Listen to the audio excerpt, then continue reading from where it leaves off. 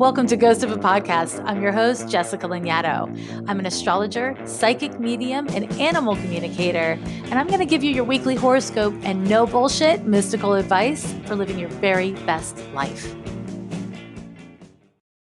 My darlings, welcome back to another Astrology Hot Take, a little midweek love, to help you through and also hopefully teach you some damn astrology.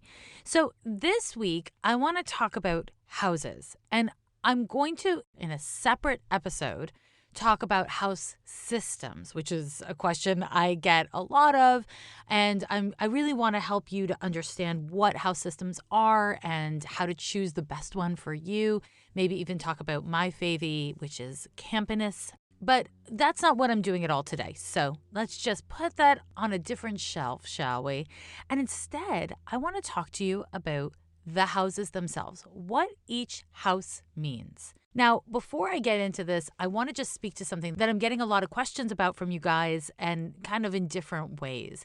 When you first start hearing about astrology and you're like, I'm a Virgo, I'm a Libra, or whatever, what you're saying, as you now know probably, hopefully, is that when you were born, the sun was in the zodiac sign of Libra or Virgo. But when you start to really unpack astrology, you find that you have all these planets and they are all in your birth chart located in a specific zodiac sign and at a specific degree. And those are all layers of meaning. You also come to find that the planets themselves fall into houses, and the house has its own layer of meaning, and then the zodiac sign on the house cusp and within the house, both separately and together, have their own layers of meaning. And then the planet in a sign in a house is an additional layer of meaning. That's right. These are lots of layers of data. It takes time. You have to really understand each layer to be able to eventually synthesize all the pieces of data to make use of them. So be patient with how you learn astrology. Astrology is in many ways the study of time. So you can't rush time, says the triple Capricorn unto you. But real talks, you can't rush time. Take the time it takes to learn astrology in whatever way you want to use it for yourself. And if the way you really just are interested in it is as a tool for self-understanding and essentially self-healing, then you have got nothing but time because you cannot rush your own development and progress. And if you try, that is probably in your damn chart. That's right. So that's the preamble. It's come and gone. Now we're going to get into the houses. Let's start with the first house. Now, when you're looking at a wheel or a birth chart, you will see that most wheels are drawn with numbers on the inside of each house or pizza slice. So look for the 1. The sign on the first house cusp is called your ascendant or rising sign. And if you're not using a whole or equal house system, then you are likely to have more than one sign in your first house. Personally, me, I have 3. You want to look at the zodiac sign on the first house cusp to understand what your rising sign is. And if you don't really know what a house cusp is, I actually have saved an image of this in the highlights on my Instagram account under Learn Astrology. So you can kind of go there and in one picture, I will clarify it for you. It's really simple. In any case, the first house in astrology is a really important one because it's right on the surface. Planets there or whatever zodiac sign you have there is whatever is on the surface. The first house is related to your body, not as much what's happening like in your deep internal health, but in terms of like what's on the surface and what you see.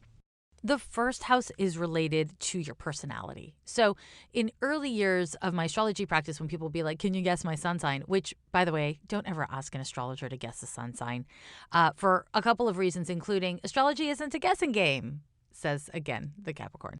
But what I used to do when I'd actually answer that question before I had better boundaries is I would end up guessing their rising sign because that's what's on the surface, right?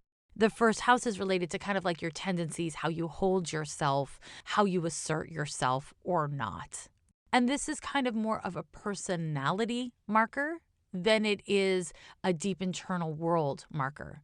So in other words, your sun is your sense of self, the planet, the sun. But however you feel about who and what you are, it is your rising sign and your first house that is more of what is going to show. what people are going to see. And depending on what your chart looks like, that might be really kind of a lovely symphony, or it might be a cacophony of sound. It might not make a lot of sense, is what I'm trying to say. So as much as Venus is related to like how you dress and your relationship to clothes, your first house is very much about how you look and how you come across. And that brings us actually next to the seventh house. You thought I was going to go 1, 2, 3, 4. That makes sense. That makes sense that you would think I would do that. But here's something really valuable to know. Oppositions are a really big part of astrology. Understanding mathematical relationship between the houses, between the planets, the signs, it's all very important. But I want to go from the first house to the seventh house for you to understand how they are directly linked. They exist in a continuum of each other, because while the first house is the identity, the seventh house is relationship. It's us.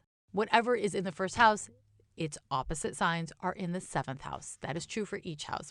So the sign on the seventh house cusp is called the descendant, or you'll see it referred to as the DEC. The descendant, it's always the opposite of the ascendant, and it is your partnership line. So the sign you have on the house cusp of your seventh house indicates so much of what you are drawn to in partnership. So when we look at the seventh house in your birth chart, what we are seeing is partners. And I know the term partner is used for like, I've been dating this person for 3 months, they're my partner. Not necessarily. A partner is your best friend. It is your committed relationship. It's your business partner. In other words, it's a relationship where there is investment based on already being relational. It's not the getting to know you stage. It's the now we're in a relationship stage. The seventh house is where we have intimacies. And so we're going to find our enemies as much as our best friends in the seventh house. So you don't want to like scramble to look at a birth chart for enemies. It's just any kind of close relationship. And that's not just a positive relationship. A close relationship is a close relationship. If you're obsessively thinking about your enemy, it's your seventh house. They're in partnership with you, or you're in partnership with them. The seventh house is also related to your values and your kind of attitude and approach towards partnership. And again, that's all forms of partnership. Now we go to the second house. I love the second house. The second house is where we find our values and what we value. And in regards to what we value, we're looking at your personal possessions and your finances. And so one's relationship to like status, in as much as it's based on, you know, what you own and what you have in the bank or what you have access to, that's second house stuff, okay? The second house can be related to your earning power. It can be related to your sense of fulfillment from things, from owning stuff or the cash you have in pocket. And in general, when you have planets in the second house, they are related to your relationship to money and stuff. Now, conversely, or in contrast, we look at its opposing house, the eighth house. The eighth house is where we find other people's money. It's where we find like taxes and inheritances. If you're somebody who gets into relationships with people who have hella money or who require you to pay their way, those are eighth house issues, both of them. The eighth house is where we find resources from others for better or worse. And that's why it's not just related to, you know, taxes. It's also related to inherited issues. So that can be part of why the eighth house is also where we find psychic content. Ancestral stuff is like deep in the eighth house. Those water houses, the water houses are the 4th, 8th, and 12th, are all kind of where we find more ancestral stuff and inherited stuff. The 8th house is associated with secrets and things that we like to keep private. It's also associated with taboo shit. Oh, wait, did I say shit? That too, because the 8th house is the house that deals with all kinds of taboos, from poop to sex to inheritances to money owed. There are these taboo things. Now, in terms of sex, the 8th house is kind of a kinky house. It's kind of like a fucking for fucking's sake house. It can be deep and transformational. It can be like spiritual sexual connection. It's not per se sex for procreation, and it's not especially a making love house, if you know what I mean. So the 8th house is where we're going to find lots of really intense information about a person. And that brings us to the 3rd house. So the 3rd house in astrology is related to a much lighter topic than the 8th house. The 3rd house is related to your earlier education. So like grammar school or grade school, whatever you call it. The 3rd house is how you think. It's your attitudes. It's your neighborhood. It's like the people that you meet when you're walking down the street styles kind of neighborhood. The 3rd house, we find siblings, aunts and uncles. We find your bicycle. I know it's so random, but like quickie short-term travel is the 3rd house, okay? And when we look at the 3rd house, we can see kind of like the busyness of your life in your immediate world, how you process ideas, and all that kind of stuff. Now, for those of you who have been studying astrology, you are noticing, hopefully, that a lot of these themes sound similar to the planets. And that is because each house is related to a zodiac sign and a planet, right? But I'm not getting into that right now. I'm doing overview styles. So the 3rd house is where we have conscious attitudes, verbal communication, all that kind of good stuff. It's just, it's your mind. So the 9th house, by contrast, is all about big trips. What we find in the 9th house is international trips or longer distances traveled. And this isn't just in the material sense. It's also in more of a spiritual and psychological sense. So the 9th house is related to big ideas, philosophies, spiritual concepts, religion, and more of the spiritual side of religion and less the kind of like obligation side of religion. The 9th house is associated with the higher mind in general, with high-mindedness, morality, those kinds of concepts. And when we see planets in the 9th house, we can often see a person's attitude towards or experience with higher education. So much like the 3rd house describes kind of grammar school or grade school, the 9th house describes university or college or studying abroad, right? The 9th house is related to being abroad. Not abroad, abroad. You understand. You know I'm obsessed with being healthy and feeling my best. And that is why I'm excited to talk to you about Zhou Nutrition. It's spelled Z-H-O-U, Zhou Nutrition. One of their best sellers is called NeuroPeak, and it's formulated with natural nootropics to help support memory, focus, clarity, and peak performance, which you know I'm all about. A little bit of peak performance never hurt this girl. Happily, I am here to offer you 20% off of Zhou's high-quality formulas at zhounutrition.com with the code REAL20. That's REAL 20. Head to zhounutrition.com. That's ZHOU nutrition.com to take 20% off. You probably already know by now that I record Ghost of a Podcast on Anchor, and I do that because it's the easiest way to make a podcast.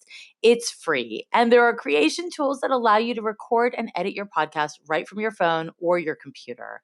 Anchor distributes your podcast for you, which is super convenient. It can be heard pretty much everywhere from Spotify to Apple Podcasts and across all the platforms. And you can make money from your podcast with no minimum listenership.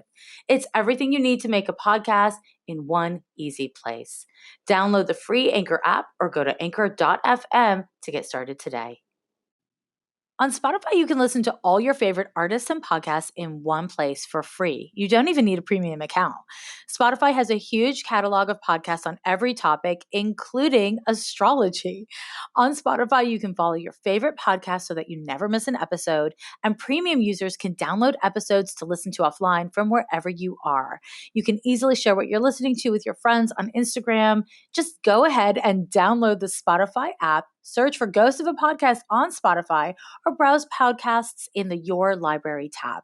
Also, make sure to follow me so that you never miss an episode. That brings us, my friends, to the 4th house. Now, the house cusp of your 4th house is called the IC.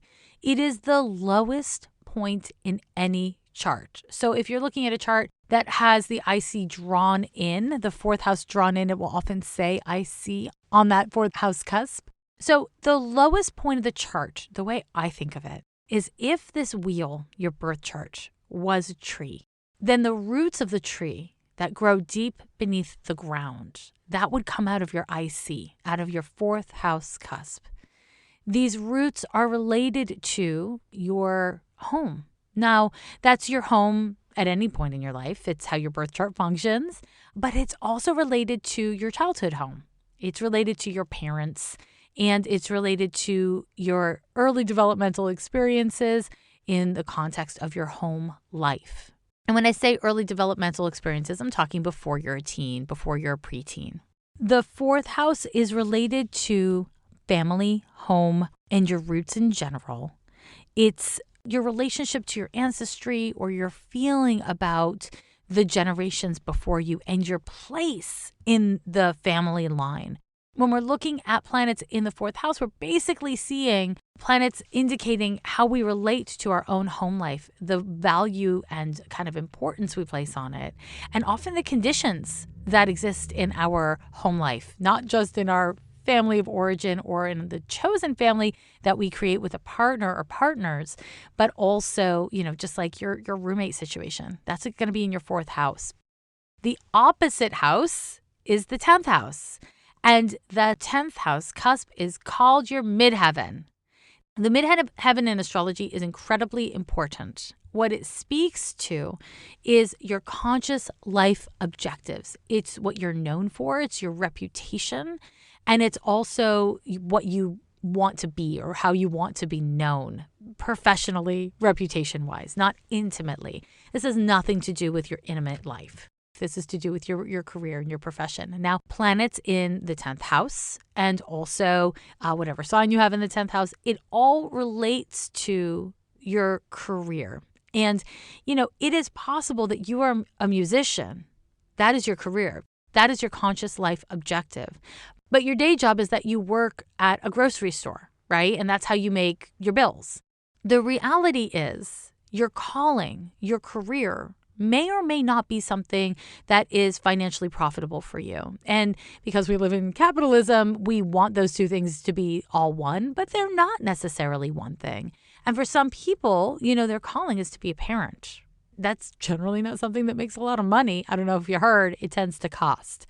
So we will get into work-life stuff in a different house. But when we look to the 10th house, we are looking at the pressure we place on ourselves to achieve in material ways. And also how others perceive us in terms of what we achieve, in terms of the reputation we hold in the world.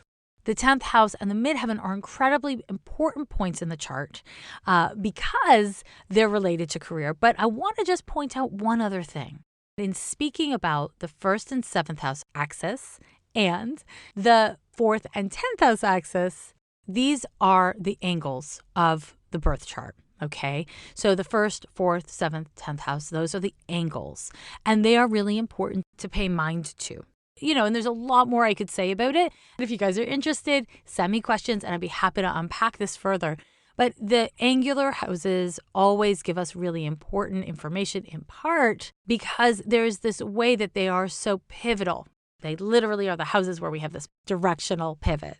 Now, the next house we're going to look at is the 5th house. The 5th house in astrology is where we see fertility and virility. It's where we find fucking, if I may say, fornicating. It's where we find playful sex, procreative sex. It's where we find children and arts. I don't mean aesthetic appreciation. I mean like creation, making stuff, having fun with it. When we look to planets in the 5th house or when we look to what is happening in your 5th house, we are seeing your relationship to what you create, how it feels, and how much energy you get from it. And that's on these different levels of play, of procreation. When we're looking at fertility issues in particular around your capacity to incubate a human, if that's the kind of thing you're trying to do, or to make a human on some level through your body, that is something that we're going to find through the 5th house. It's a common place to look. So the 5th house is very much related to play and creation in regards to sex and art and your body.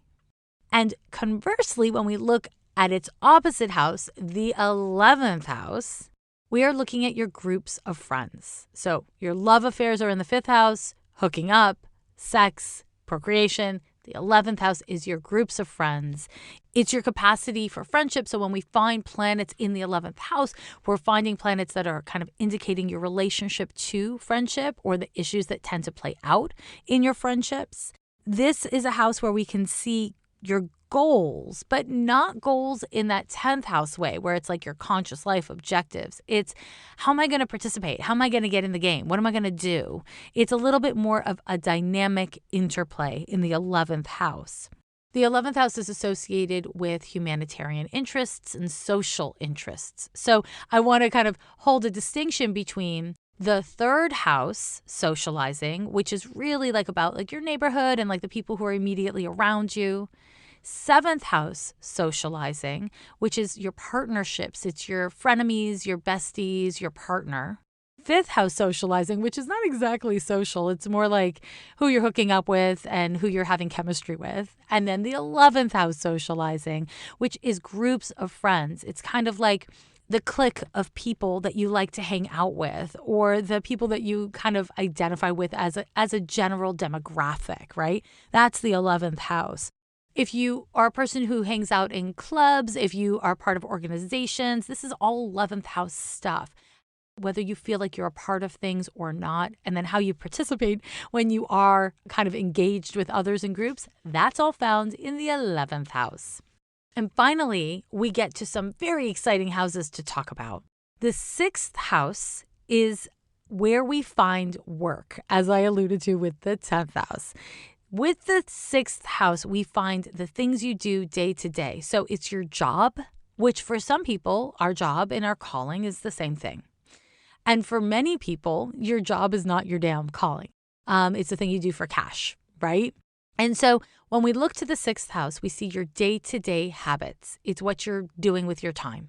It's associated with health because it has to do with maintenance. It's how you maintain your body. It's how you maintain your material world. Whether or not you're super tidy, planets in the 6th house can really describe that. Your physical health is described by your 6th house. Now, it's not the only house that describes your physical health. The major health houses are the 5th, the 6th, the 8th, the 12th, and the 1st. Okay? But the 6th house is overall your physical health and your physical life. When we find planets in the 6th house, it's your attitudes towards your body and your health. It's the actions you take to promote and maintain your body and your health, but also your just daily life and your relationship to work and toil and labor. When we look at the opposite house, we see mental health. It's the 12th house. So the 12th house is a very misunderstood house for lots of reasons. When we look at planets in the 12th house, what we are seeing is early developmental conditions. I'm talking 7 years old or younger. So if you have planets in the 12th house in your birth chart, the conditions that were at play around you from your guardians or parents, that will be articulated in your 12th house. Okay. And a lot of times what you're seeing is energies that were repressed by one or more of the parents or guardians that raised you. That shit will end up stacking up your 12th house, and it will be in your 12th house and kind of be something that you are needing to work out how to give yourself permission to step out into the light and embody those planets on your own. The 12th house is not just your mental health, it's your spiritual health. The 12th house is the place of the subconscious or the unconscious. It is kind of like the hidden house in astrology, and because of that, it's historically been associated with secrets and madness and institutions. But there's a lot of support that exists now that didn't exist 20 years ago, let alone a century ago, when a lot of this like old school astrology text came from. And so we have mental health support in a way we didn't. We also have more varied ways that we are able to live and exist. So the 12th house represents our subconscious. It's often a place where we can find data about our sleep life, because it's our innermost, most private life. If you're reading somewhere that the 12th house is the place of sorrow, is the place of being undone, or I don't know, there's like all these terrible interpretations of the 12th house. I just don't buy it. When people have planets in the 12th house, they tend to be quite sensitive to the pain of the world. And that sensitivity may compel you to do self-destructive things. But that action of doing something self-destructive, it is your attempt to remediate or medicate something that is yearning or in pain within you. And that can be changed with effort and time and care. So my loves, this is the most general overview of all 12 of the houses. Each of the houses had some vibes that are quite similar to signs, and that is because each house is directly related to a zodiac sign and a planet. And each of the 12 houses, and again, this was an overview and it was quite, simple, but each of the houses, what they do is they have a simple implication. They always mean the things I named. And then when we look at the sign, the zodiac sign on the house cusp, and the signs inside of that house, that adds another layer of data. And then when we add planets in your birth chart in an individual house, that adds yet another layer of data.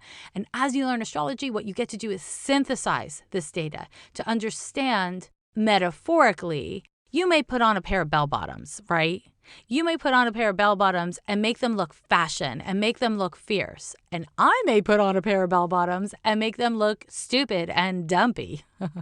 What I'm saying is different things fit in different ways on different people at different times. We have to be able to consider the whole picture to understand what each of the parts means in context of who you are overall. So I hope this piqued your interest in making use of the houses more. As always, hit me up with questions for the Astrology Hot Takes and for my regular Sunday episodes where I answer your questions to help you help yourself. I thank you so much for joining me. If you haven't already become a supporter at Patreon, please do, because as of May 1st, I am dropping a new tier. And in this new tier, it's the kittens tier, just because it's cute for my puppies and kittens. For May 1st, I am adding a bonus episode of Ghost of a Podcast where I am breaking down the month ahead astrologically. I'm looking at all of May. And then at the kind of second half of that podcast episode, what I'm doing is I'm going through each of the sun signs and giving you your horoscope meditation for the month ahead.